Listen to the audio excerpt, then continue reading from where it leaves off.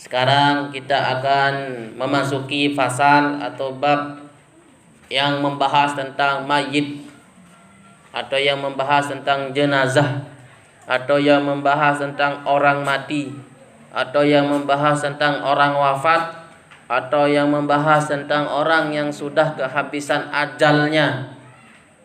Jadi semua itu ada perbedaan.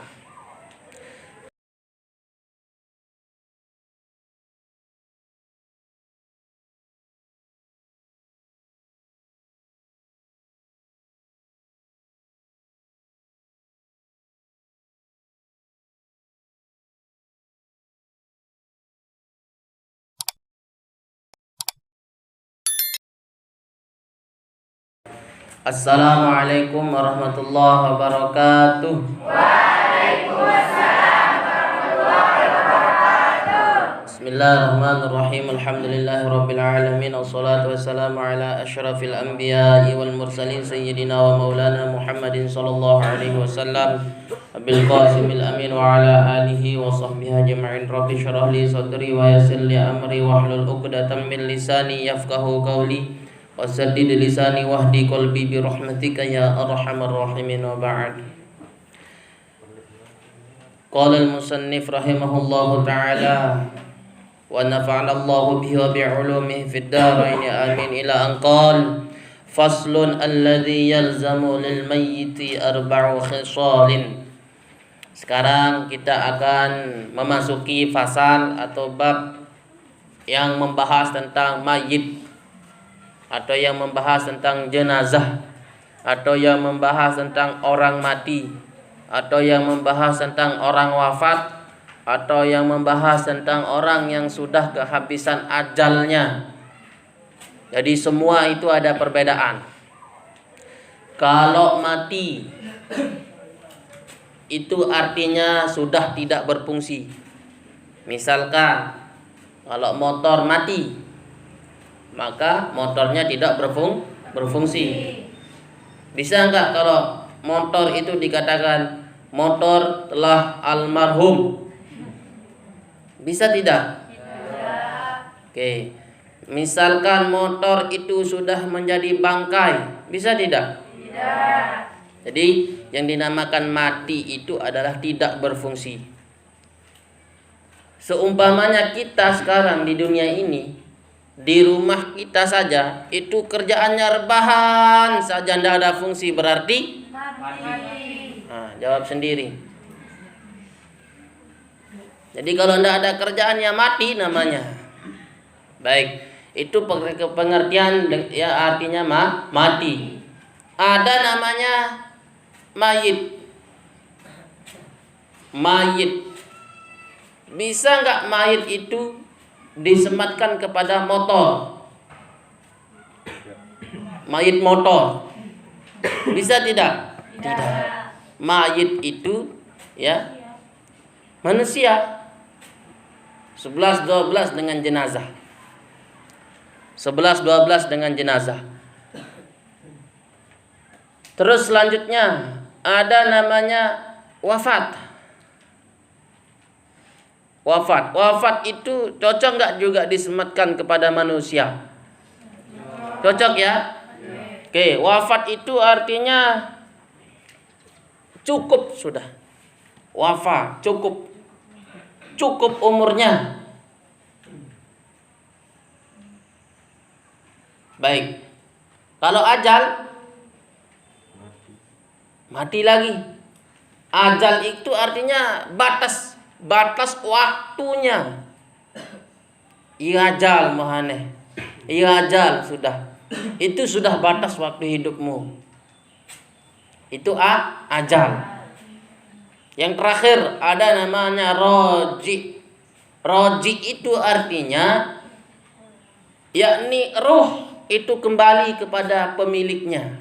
Siapa yang memiliki ruh? Allah. Siapa yang memiliki ruh? Allah. Yang di sini, siapa yang memiliki ruh?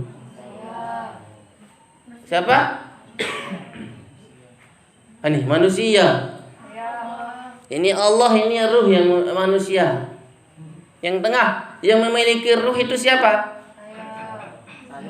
Ayah. Ruh itu dimiliki oleh Allah. Allah yang meniupkan ruh, maka ruh itu nanti juga akan kembali kepada Allah. Itulah yang dinamakan roji. Makanya kalau orang meninggal dunia dikatakan inna lillahi wa inna ilaihi raji'un. Raji'un, roji itu kembali, ruhnya yang kembali kepada Allah. Sedangkan bungkusnya, jasadnya itu kembali kepada tanah, tempat asalnya. Faham gitu? Nah, itu perbedaan antara mati, mayit, jenazah, ajal, wafat, dan roji. Baik. Lalu apa saja yang akan kita bahas kalau seorang itu meninggal dunia? Apa saja yang akan kita kerjakan? Alladzi yalzamu lil mayyiti arba'u khisalin. Alladzi yalzamu, yang yalzamu wajib lil mayyiti kepada mayit. Ada berapa? Ada 4 khisalin perkara. Jadi kalau seorang saudara-saudari kita meninggal dunia, kewajiban kita itu ada 4 perkara. Mana yang 4 itu? Yang pertama adalah ghusluhu, memandikannya. Yang dinamakan memandikan yakni semuanya anggota tubuh harus basah. Itu namanya memandikan. Kalau menyapu sebagian kepala, artinya itu harus disapu sedikit.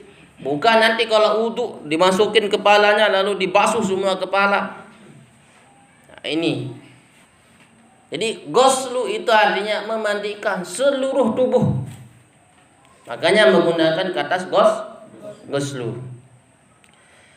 Baik, berikutnya kewajiban kita sebagai seorang muslim. Yang kedua yakni wa takfinuhu. Iya, mengkafaninya. Setelah kita memandikan baru mengkafani. Ya, mengkafani bagi seorang wanita itu berapa lembar? 5. Terus bagi seorang laki-laki? 3. Oke, kok semua wanita yang jawab? Yang laki-laki ini tidak pernah pergi melayat? Oke, kalau yang bagi laki-laki itu 3 lembar, bagi wanita itu 5 lembar. Plus kerudungnya 5 lembar itu. Nanti itu dipakai nanti ketika praktek seperti kelas 3 kemarin. Tumben pertama kali itu prakteknya. Mengkafani mayit, memandikan dan mengkafani, tidak mensolatkan, nanti mayitnya bangun. Dan itu Masya Allah dikomen. Bukan dikomen dari luar, dari dalam dikomen. Tapi tidak apa-apa. Yang penting anak-anak itu paham. Itu namanya fikih praktis. Di mana-mana di Yaman itu pakai manusia jadi mayitnya. Ya, bagian Indonesia di Lombok sebagian ini juga dipakai manusia. Supaya apa? Lebih praktis. Tapi jangan dilakukan seperti orang mati betulan. Ya, sewajarnya saja. Baik. Keberikutnya setelah kita mengkafani wassalatu alaihi, dan menyolati atasnya, alaihi atasnya. Ini kita solatkan. Solatkan itu dengan ruku' atau sujud? Tidak dua-duanya ya. Ada ceritanya Abu Nawas. Dia itu solat mayit di ruku'. Kenapa ruku' Abu Nawas? Dosanya mayit ini terlalu banyak. Makanya di ruku' sama beliau. Itu alasan-alasan saja. Itu yang berkembang di tengah masyarakat. Abu Nawas itu ya seakan-akan adalah orang yang apa istilahnya? Apa? Yang nakal ya. Terus yang berkembang di masyarakat seakan-akan Abu Nawas itu jahil. Terus yang berkembang di masyarakat itu seakan-akan Abu Nawas itu apa? Banyak akal, banyak tingkah. Padahal tidak nak. Abu Nawas itu orang soleh, orang alim. Abu Nawas itu orang bersih, bukan kayak di yang diceritakan di tengah masyarakat kumuh letak, enggak. Beliau itu orang alim, orang soleh, orang bersih, Abu Nawas itu. Cuman yang cerita ini terlalu lebay. Ketika sudah lebay, lebok.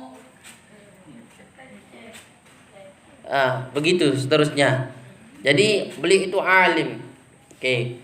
Itu jadi kalau sudah kita memandikan, mengkafani, baru mensolatkan atas mayatnya. Yang terakhir yakni adalah wadafnuhu, menguburkannya. Nah, itu semua yang kita lakukan ini, baik dari memandikan, mengkafani, menyolatkan, menguburkan, itu pahala semua. Jangan harap tidak ada imbalan, itu semua pahala. Nak. Makanya supaya kita faham, ya, insya Allah berikutnya kita akan melangsungkan yang namanya bagaimana cara memandikan dan sebagainya. Oke, wallahu a'lamu bishawab.